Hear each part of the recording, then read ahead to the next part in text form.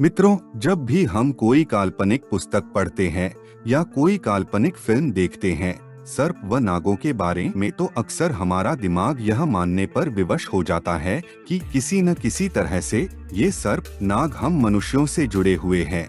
परंतु कुछ दिन बीतते ही जैसे ही ये यादें पुरानी होने लगती है, हमें सब झूठ लगने लगता है। पर आपको जानकर हैरानी होगी कि नागों के बारे में भी हमारे धर्म ग्रंथों में बहुत सी बातें लिखी हुई है। जिस प्रकार देवलोक का जिक्र किया जाता है, उसी प्रकार नागलोक का भी जिक्र किया गया है। तो मित्रों, आज के इस वीडियो में हम इस रहस्य को जानने का प्रयास करेंगे कि किस प्रकार यह नाग हमारे जीवन से जुड़े हुए हैं। क्या है इन नागों का रहस्य? क्यों हमारे धर्म में नाग को देवता कहा गया है? जानेंगे सब कुछ, बस अंत तक बने रहे।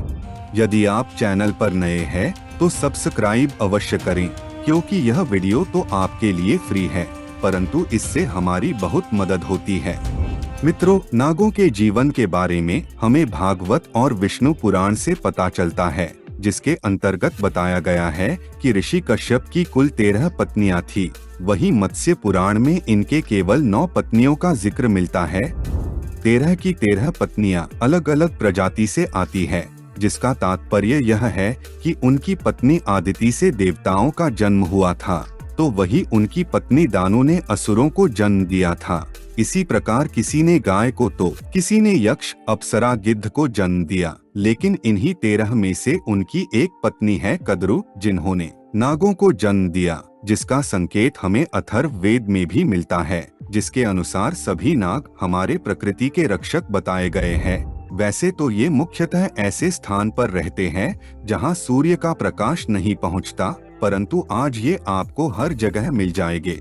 इनका जिक्र हमें महाभारत की एक कथा में भी मिलता है, जिसके अनुसार एक बार हस्तिनापुर में कुश्ती प्रतियोगिता हो रही थी, जिसमें भीम सभी को मात दिए जा रहे थे। यह बात दुर्योधन को कष्ट दे रही थी। भीम के साथ छल करके उन्होंने उनके भोजन में जहर मिला दिया, जिसको खाने के उपरांत उनकी मृत्यु हो गई और उनकी लाश को जंगल में फेंक दिया। तभी नागलोक के कुछ सैनिक जंगल में विचरण कर रहे थे।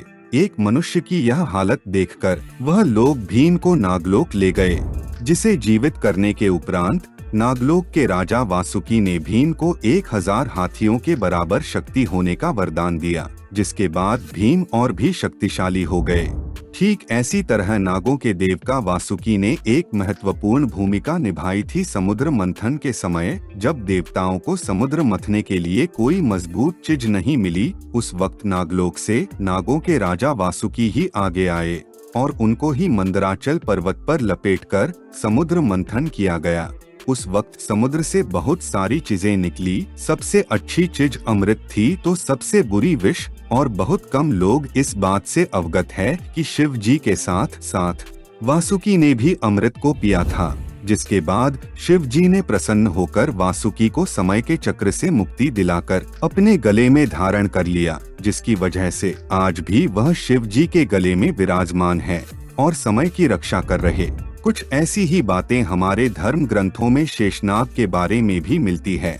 ऐसी मान्यता है कि ब्रह्मा जी के आदेश पर शेषनाग ने ही इस विश्व की नींव रखी और इस पृथ्वी के अंत होने के पश्चात सिर्फ शेषनाग ही बचते हैं, जो इस संसार का निर्माण शुरुआत से करते हैं।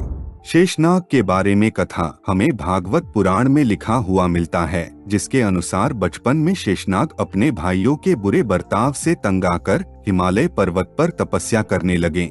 तपस्या पूरी होने के पश्चात ब्रह्मा जी का आगमन होता है।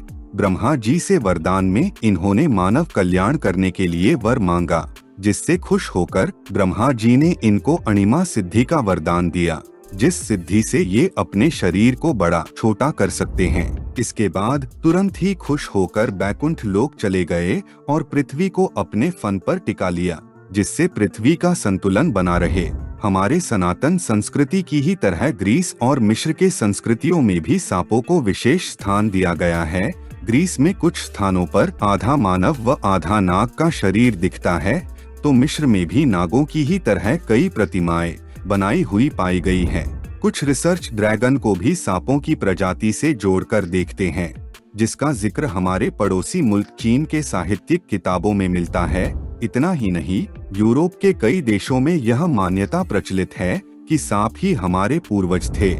वही ऑस्ट्रेलियाई मान्यता की माने तो सांपों को अध्यात्म से जोड़कर देखा जाता है और माना जाता है कि मनुष्यों से पहले पृथ्वी पर सांपों का निवास था और वे आधुनिक मानव से भी ज्यादा तेज व बुद्धिमान थे। परंतु हमारे फिल्मों में सांपों को विलन के रूप में दिखाया जाता है। उन्हें खतरनाक जानवर बताया जाता है जो मानव जाति से नफरत करते हैं। वही ईसाई धर्म की सबसे प्रमुख किताब बाइबल में सांपों को बुराई व नकारात्मक ऊर्जा का स्रोत बताया गया है। इन्हीं यूरोपीय कल्चर का अनुसरण करते करते हमारी फिल्में भी उनके अनुसार बनने लगी, जिसमें नागों को कुछ इस तरह से दिखाया जाता है जिससे इंसानों का उनके प्रति क्रूरता का भाव पैदा हो और इंसान हमेशा उनका फन कुचलने का काम करें। परंतु सोचने वाली बात यह है कि अगर सचमुच नाग इतने खतरनाक होते, मनुष्यों के दुश्मन होते, तो फिर हम लोग नाग पंचमी जैसा पर्व क्यों मनाते? हम लोग सांपों को नाग देवता कहकर क्यों इनकी पूजा करते? मित्रों, ऐसी ही बहुत सी अवधारणाएं आज भी हम मनुष्यों के बीच प्रचलित है। कुछ लोग मानते हैं कि सांप हमारे पूर्वज थे, उनसे ही हम मनुष्यों का आगमन हुआ। वही कुछ का मानना है कि सांप आज भी मनुष्यों का रूप धारण करके हमारे बीच रहते हैं और हम मनुष्यों की रक्षा करते रहते हैं। वही शिवरात्रि और नागमणि का रहस्य भी एक अलग ही विषय है। इस विषय में आपकी क्या राय है? हमें कमेंट करके जरूर बताएं। मिलते हैं अगले वीडियो में, तब तक के लिए धन्यवाद।